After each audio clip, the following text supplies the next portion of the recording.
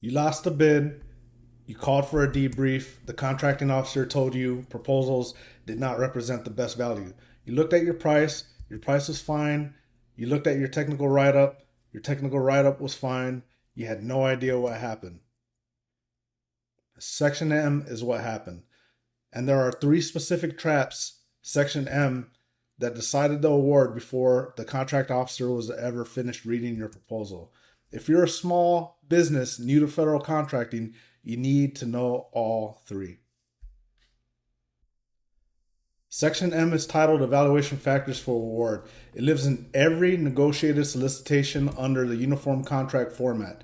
FAR 15.204-5 requires the contract officer to identify all significant evaluation factors and their relative importance right there in Section M. FAR 15.304 says that those factors have to include price or cost in almost every source selection, quality assessed through non-cost factors, and a statement of how price compares to the non-price factors. For commercial item buys, the same rules show up in FAR 52.212-2. And here's a sentence agencies get held to under FAR 15.305. They shall evaluate competitive proposals and assess their relative qualities solely on the factors and sub-factors specified in the solicitation. Solely.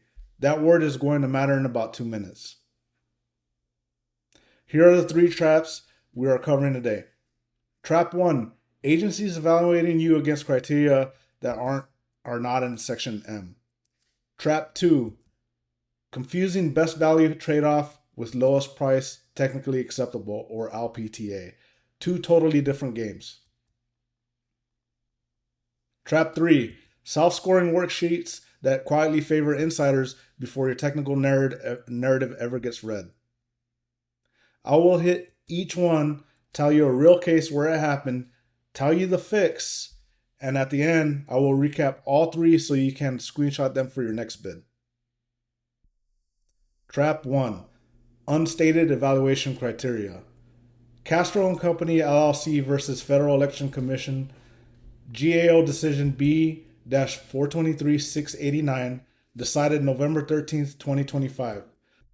A small audit firm bid on a Federal Election Commission audit contract. They lost. When they protested, GAO found that FEC had evaluated Castro's proposal against something called timeline specifics and a structured response standard. Neither phrase appeared anywhere in the solicitation. When GAO pressed the FEC to explain what those terms meant, the agency could not even define them on its own evaluation record. GAO sustained the protest. Sustained means essentially they agreed with the protester. Denied is a denial. That is not a one-off. GAO also sustained a case where the VA rejected a proposal for failing to follow document preparation instructions that were never disclosed as an evaluation basis. This happened to me as well. Same pattern. Agency invites a criteria after the fact. Protester wins. Here's why this trap hits small businesses harder than incumbents. Large primes have consultants and protest counsel who catch it when an agency evaluates against something not in Section M. They protest, they win. New entrants in adjacent businesses do not know this is even protestable, so you eat the loss. You assume the system is rigged or political or who you know, and you quit before your second bid. If you ever posted, "I was robbed of a win" on Reddit after losing a lowball bid with no explanation, this trap is one of the reasons why. Fix for trap 1 in 3 steps. Step 1. When you get a debrief, ask the contracting officer in writing which specific evaluation factor drove each finding. Step 2. Cross-reference every finding against Section M and Section L. If they use a standard that is not in the solicitation, this is a valid protest basis. Step 3. Know the 5-day and the 10-day GAO protest windows. Talk to protest counsel before the clock runs out. This is not a threat, it's a discipline. Trap 2. Best value trade-off versus LPTA. Best value trade-off and LPTA are two totally different games. and Section M has to tell you which one is being played. Best value trade-off means the government can pay more for a proposal with higher technical merit. Award can go to a bid 20 or 30% above lowest price if the trade-off is documented. Most competitive procurements are trade-off. LPTA, lowest price technically acceptable, is different. Price dominates. The technical evaluation is a pass or fail. Once you clear the pass bar, only price matters. There is no bonus for being extra good. Adjacent businesses and first-time bidders default to the intuitive assumption that federal contracting is a low-price auction. It is not most of the time. You overinvest writing a beautiful technical narrative for what turns out to be an LPTA exercise where nobody scored the narrative. Or the reverse, you bid rock bottom for what was really a trade-off, and a competitor with a better technical write-up beat you at 25% higher price. Patriot Solutions versus UNICOR. Task order protest, GAO sustained it. The agency was supposed to run a best value trade-off. Instead, they awarded to every offer rated acceptable without doing any comparative trade-off analysis. Patriot Solutions had a stronger past performance record than the awardees. GAO said the agency converted a stated best values trade-off into an LPTA style evaluation, negated Patriot's past performance advantage, and sustained the protest. Same pattern shows up in other GAO sustains where an agency's pass-fail only review effectively converted a trade-off into LPTA, despite the solicitation promising a qualitative assessment. If Section M says trade-off, the agency owes you a trade-off. If they run it like an LPTA, that is protestable. Fix for Trap 2 in 3 steps. Step 1. Read Section M's factor weighting language before you write a single word.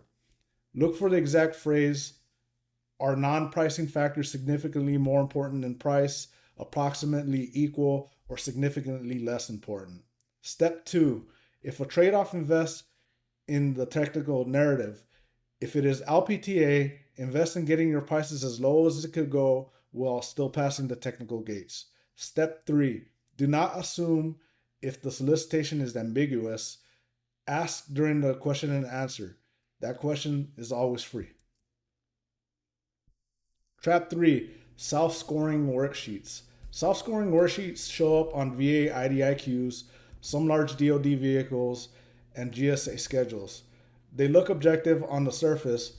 Claim your points, submit your backup, get ranked. In reality, they reward offers who already know how to game the point tables, and they eliminate you before technical proposals ever get read. Here's how. The agency validates only the top self-scores. If you did not score yourself into the top band, your proposal never gets fairly evaluated. This is not a bug, this is by design. SAIC lost a 2025 GAO protest against the Air Force on this exact mechanic. GAO held it was reasonable for the agency to validate only the highest self-score and never validate SAIC's score because SAIC had not claimed the highest score, full stop.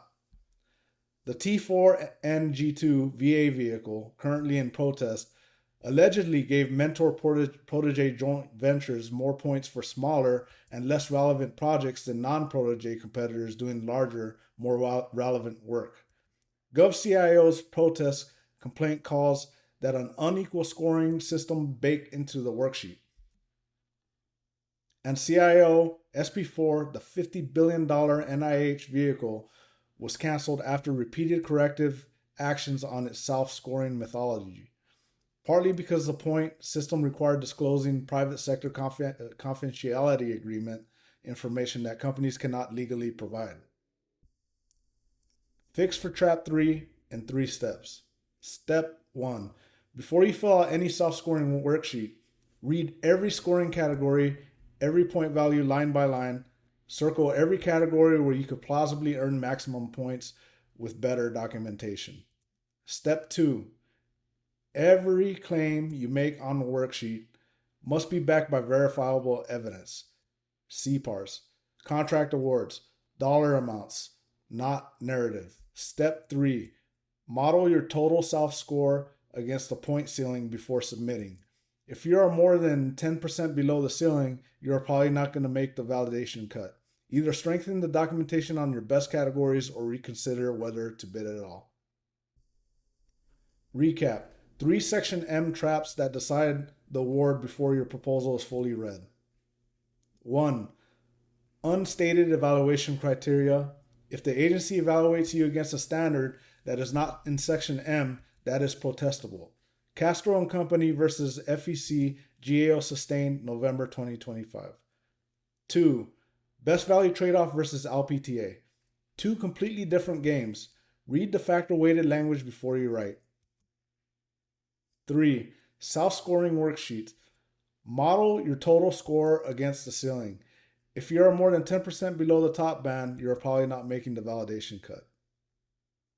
Screenshot this, save it, reference it every time you touch a new Section M.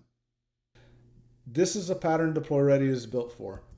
Upload a solicitation, the analyzer reads Section M for you. It flags whether the procurement is best value trade-off or LPTA. It surfaces the exact factor weights. It highlights any self-scoring worksheet and solicitation references and links to the FAR clauses that govern the evaluation. If you want to try it, the free tier is enough to run one solicitation end to end. The link is in the description.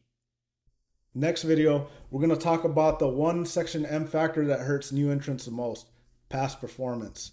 Because here's the ugly truth. FAR 15.305 says agencies must give you a neutral rating if you have no relevant past performance. But in a competitive trade-off, neutral is not competitive. Neutral loses. And it just got worse.